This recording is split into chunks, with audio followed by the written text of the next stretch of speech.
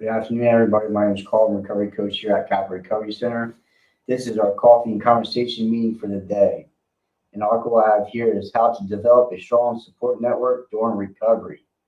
And this article is by recoveryhomepa.com. So you like this article, you can go to recoveryhomepa.com. So let's hop into it. It says, understanding the importance of a support network in recovery. Developing a strong support network is crucial for recovery from addiction, providing encouragement and accountability necessary for successful sobriety. This network serves as a safety net, offering emotional and practical assistance while helping individuals rebuild damaged relationships and re-engage with society. Discover how you can build a supportive community that empowers your journey to recovery. And I like this article because it was a big part of my recovery, is building a strong support network. And the reason why I'm here today is because of other people in recovery helping me out through this process. So what does a support network look like?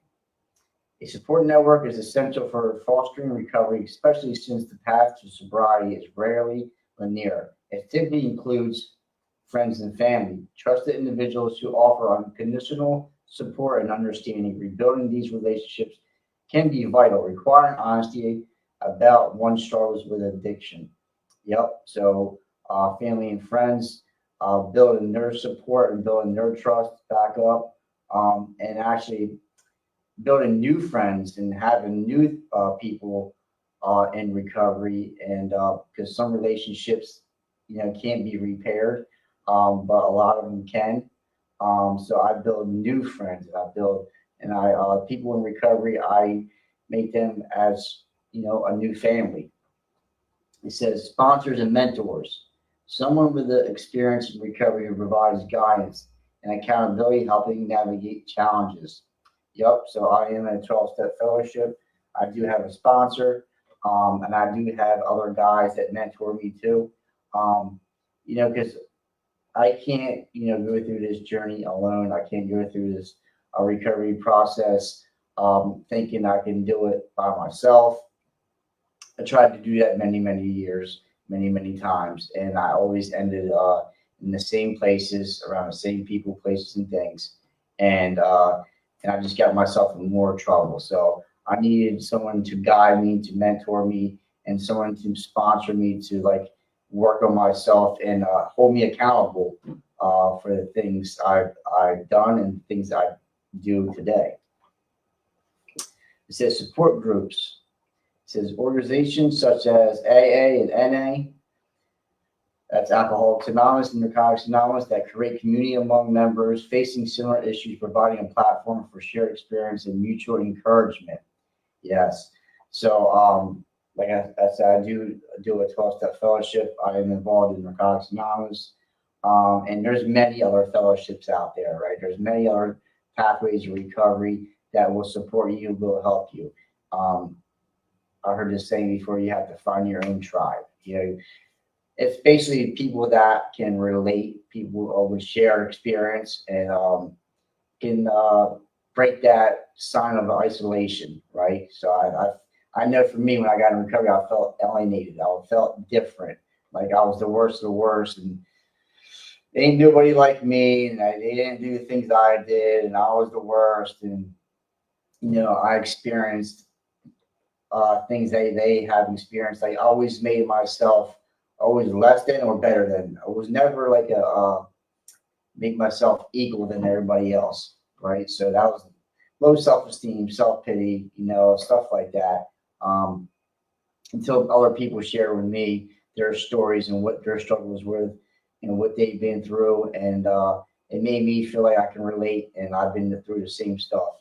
So that's a big part of recovery, getting involved in support groups for sure, and 12-step fellowships. So sober living communities. These environments promote a drug-free lifestyle, enhances socialization with peers committed to sobriety. Yes, so there's sober living places. There are sober living houses and Oxford houses and stuff like that. And some of the houses are people all in recovery, and they're all there for the same reason. Majority of them. And it's hopefully a safe environment where they focus on their sobriety. It says engaging in sober friendly activities reinforces individuals' commitment to a sober lifestyle. Common activities may include participating in self-help and therapy sessions, joining groups, sports, or classes to build camaraderie and support routines, volunteering to strengthen community ties. Effective communications adaptability are crucial within this network. Establishing clear boundaries helps maintain healthy relationships, ensuring that individuals avoid triggers associated with substance use. For those seeking support, resources like National Helpline provide confidential guidance and treatment referrals that can connect individuals to the help they need. So this talks about SAMHSA is one of the national helplines. And for here at Capital Recovery Center, we actually have a 1-800 number that you guys can call 24/7 that we can help you and guide you through the process of recovery. And that's 24/7. One of the coaches, me, and a few others here are on call every week. And there's a 1-800 number that you guys can call, and we will answer and help you, guide you through your recovery process. Because I know for me, sometimes just listening or just providing support is a big factor, right? It can be a big factor. And I still like to have that today. I don't sometimes, just me personally, sometimes I don't want feedback, right? I just want somebody to listen. That's the biggest part. Just listen to me. And, it goes a long way. It says, how can I build a strong support network for my recovery? Building a strong support network for my recovery requires a proactive approach. Start by identifying and reaching out to trustworthy individuals who respect your sobriety. This can include friends, family members, or peers you met in treatment.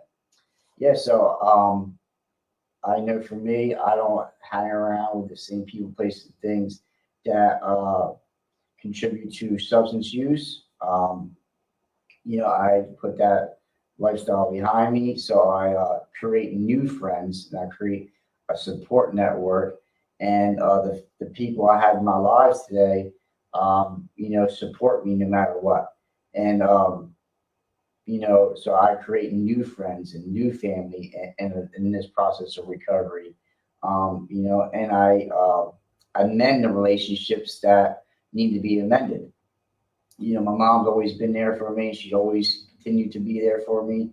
My brother, my grandma, there's other people that, I amend relationships and, support me in my recovery. And that means a lot, and I look at it now, like some of the people that are not in my life today, just, it's just not meant to be right now.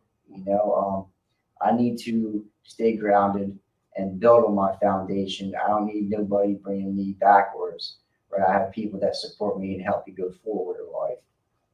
It says strategies to engage in diverse social activities. Engage in activities that promote social interaction and encourage healthy habits. Here are several ideas. Volunteering. It says join community service projects to meet like-minded individuals while making a positive impact. And I think for this, it talks about strategies to engage in social activities. I know I was very cut off to the world. I was cut off to my community. I was very isolated and wasn't too social, right? So it talks about, it says volunteering, right? It's getting out of our own way and getting vulnerable and opening up and talking to other people and other like-minded people to break that isolation, to engage in activities and stuff, because my life was controlled by drugs and alcohol. Like everything was rooted around drugs and alcohol. So I was not in my community or being a productive member of society or participating in family or friend functions. And if I did, I was under the influence. So this is like building a new way of life in recovery, and it takes effort. It says sports teams participate in local sport leagues or fitness class to build while focus on your health. Okay. Yeah, well, the last part here, health is important. It's something that I didn't take care of for many, many years was my health. And I'm very fortunate that, my health is okay. But I know for me that, like, if I don't take care of like, I can take care of not using drugs and alcohol. But if I don't take care of my health, right, eventually something can happen and I can also die that way. So it's about taking accountability and taking responsibility for your health and things like that. It says hobbies and groups. Join clubs that align with your interests, whether it be art, music, or outdoor activities. I love music and art. I'm not too artsy guy, but outdoor activities that I'm in. I'm in for that, and I do a lot of fishing, and I love just outdoors and being in the woods and stuff like that. That's me. It says support groups. Regularly attend meetings from Alcoholics Anonymous or Narcotics Anonymous to connect with others on similar journeys. Yeah. So we got to be in this together. We have to be around like-minded people to connect and to help, guide us and, show us the way. Because I know for me, I can't just stop using drugs and alcohol and think I can go through a recovery process just being absent. So some of these 12-step fellowships talk about, the 12 steps and working on ourselves and like changing our attitude, behaviors, and our thought process, and it takes work. It definitely takes work. It takes time, but it is needed. I know for me, from experience, like I was very full of self-pity, guilt, shame, anger, frustration. Some of the feelings that I experienced that I couldn't get to the root cause because I didn't know and I couldn't to put my finger on what I was feeling, right? So it makes it me to identify what's really going on with me, getting to the root cause of my problem. And yeah, drugs and alcohol is, a major problem, but, that's not the only problem I had. You know, it's me, my fractured personalities and the defects and shortcomings and the internal things that go on with us and the traumas. And that's stuff that has to be addressed. It says build relationships with mutual respect. For a support network to thrive, it's essential to foster relationships based on respect, honesty, and understanding. Communicate openly about your recovery goals. Lean on each other for accountability and provide the support needed. During tough times, nurturing these connections is vital. Check in regularly, express appreciation for their presence in your life. By reinforcing these bonds, you create a solid foundation that can withstand challenges. Yeah, for me, respect, honesty, and understanding is a big thing. It's something I didn't really care about in active addiction, but I do care about that in recovery. Because we can't be honest and be a liar anymore and disrespectful. And only thing I was understanding was my own emotions and feelings. I was very selfish and self-centered. In the recovery process, it's a beautiful thing because it changed my life and changed the people around me, how they feel about me, and they can trust me, and confide in me, and they can rely on me, and I can hold myself accountable.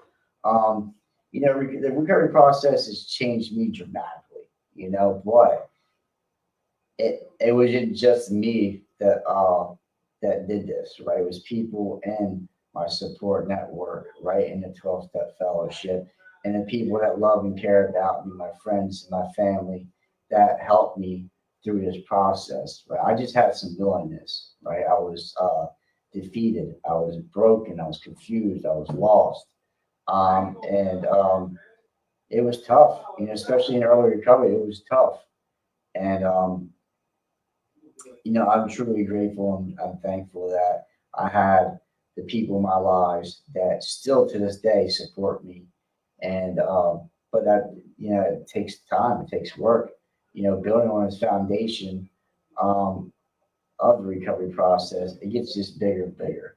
As long as I keep putting the work in, my foundation gets stronger and stronger. And, you know, we have our ups and downs in recovery, but like I can deal with life on life terms easier today. Not perfectly, but easier, right? Just like in early recovery, it was hard. It was tough.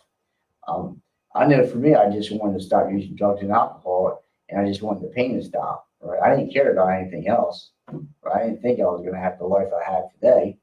Right? I just wanted to stop using. Right? That's the main thing I wanted to stop. And over time, my life, and my foundation grew and grew, and my support network grew and grew, and you know, now I'm almost coming up on 7 years. So it's like, wow, but that takes healthy communication. It takes a solid foundation, a network of people that's like-minded. It will support you and help you, and not want nothing from you. Um, and then I get to pass it along to others. That's for me, one of the requirements, right? You get here, you get stabilized, you get clean off the drugs and alcohol, and you start, getting your life back, right? And you start doing some things, but then there's a time, right, where you're supposed to, well, for me anyway, to hang your, help somebody else out that's struggling. That's what we do. We help each other get another day clean.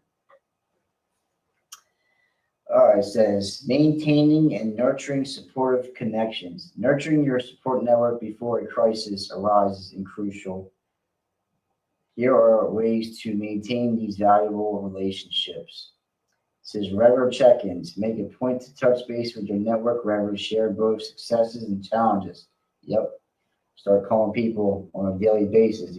It gets easier to open up. It says group activities. Plan a social outgoing or shared activities to strengthen bonds and enjoy each other's company. Yep. So there's clean and sober events. We plan out social outings and shared activities because we have, like, I didn't know, like, I can have fun in recovery without drugs and alcohol. Like, I thought, I was like, man, how am I going to first stay off of drugs and alcohol, but how am I going to enjoy life without drugs and alcohol? Because that's what my life concerns, to enjoy any kind of activities, or enjoy just life in general without using. And that takes time, man. And I know for me, because I see others, come and go, but I feel like we have to stay in position. Like, no matter what comes our way, we have to hold on and don't pick up. I know for me, as soon as I pick up, all bets are off, right? I'm toast. So like I've learned through staying through this recovery process, our emotions and feelings and things come and go, right? You know, Feelings and emotions will pass, but I know if I use, I create a monster and I create a whole big different problem, and then I can't help myself then when I'm under the influence. So I know today, like, I can deal with life on life terms a lot better than I ever did. So I have to, stay in position, and there's things that I do for my recovery, and things I stay in the moment, and I pray, you can meditate, you can call other recovering acts, and go to meetings. There's a lot of things that we can do for not picking up that first one. It says support systems. Create a self-care plan that includes both daily practice and enter emergency strategy to manage stress and maintain your overall well-being. Yeah, so there you go again. Support systems. Because there's crises that happens in life. There's things, some kind of emergencies, and so we build a strategy, manage stress, and maintain your overall well-being. So it's like there's daily practices that I do to help me maintain my sobriety, right? There's things I read, there's people I call, It's just certain things I do on a daily basis, because I know for me that we can have some stuff go on, on a daily basis. And I built better coping skills, right? I built more of awareness of my surroundings and the way I act and the way I react. So I can deal with life better than I ever did through this process of recovery. Says, what is the most common support group for addiction recovery? Says, Narcotics Anonymous stands out as the most widely recognized support group for addiction recovery, particularly for individuals struggling with drug abuse, and they utilize a 12-step program instrumental in fostering fellowship and adherence to guiding principles, aiding individuals in their journey to achieve and maintain sobriety. This structured approach not only emphasizes personal accountability, but also fosters community support, which is critical during recovery. Yeah, like I said, there's 12-step fellowships. There's faith-based, there's counseling, therapy. There's all kinds of stuff that will help you through your process of your recovery. And what I find out, I can't be judgmental. I can't have opinion. We all have opinions, but I can't discredit anyone's pathway. Right, your pathway is your pathway, and mine is mine. But I'm here to guide you and help you through your process, whatever that case may be. Right, what works for me might not work for you. For me personally, I'm all for it if you stop using drugs and alcohol, right, and being a good person and going forward in life and eventually helping somebody else out. Whatever works for you works for you. I just know what works for me, and maybe we can share each other's. What works for me, what works for me, might work for you. So that's why we get around like-minded people and we share our experiences and we share what works and what doesn't work. Now that's another thing I learned too in recovery. I can learn what to do and what not to do, right? So I surround myself with people that are doing the right thing for the right reason, all right, and giving back to others in recovery. And the one that struggles, we have to pick them up and dust them off and and show them the way where their hope.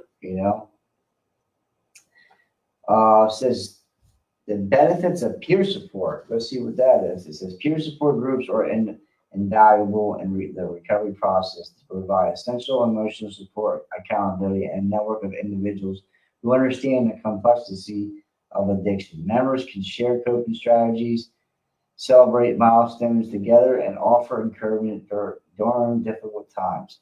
Engaging with others who have navigated similar paths enhances motivation and creates a sense of belonging, which is crucial for successful recovery. So the benefits of peer support. So it's just sharing our journey, right? Sharing our struggles. It can be sharing our recovery process, just sharing our story, and having the experience with addiction and also in recovery is, I think it's definitely vital, because I know for me, I came in very isolated, like I shared earlier. I was very broken, lost, and confused, and I didn't know. I just wanted, like I said earlier, I just wanted to stop. Right? I just want to stop using, and very lonely, right? And I didn't think others could experience the things I experienced, right? So when I share with others, right, it gives them a sense of okay, well, I'm not alone, right? With the case of the Me Too's, somebody shares something yeah, me too. Really? You've been through it too and you've done this? Yep. So it breaks that sense of isolation, right? And it makes you feel more comfortable when people have been around the same things and did the same things. And, it makes you feel more relatable and feel like you're in the right place, and that's what I felt like. Right? I didn't know if I was going to stick or stay or what I was going to do, but I felt comfortable being uncomfortable, right? It just took a little time. So that was our coffee and conversation meeting for the day. And it was like how to develop a strong support network during recovery. And there's many pathways. You have to find your tribe of people, right? Find some like-minded people. And I've learned that everybody's not here for the right reasons, but I found my people that will help me and guide me no matter what. My name is Carl, I'm a recovery coach here at Capital Recovery Center. Until next time, we'll see you later.